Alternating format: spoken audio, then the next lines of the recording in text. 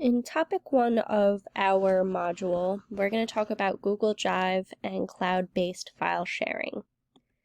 What is cloud-based file sharing? Cloud-based file sharing is an online platform that saves your files through the online.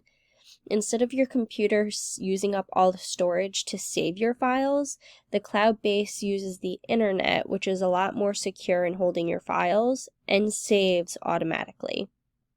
This platform also allows you to share your files with anyone you choose with simple steps that you will learn in further topics of this module. Not only is sharing a file easy through cloud-based file sharing, but the service also allows you and the people you share the file with to collaboratively work with each other on that file. So, how does Google Drive use cloud-based file sharing? Google has wiped out the middleman of Microsoft by creating their own version of Word, Excel, and PowerPoint, along with adding their own other applications that could be used in your Google account.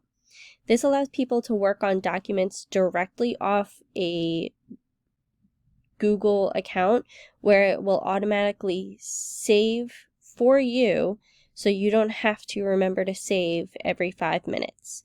And this also allows you full access at any time.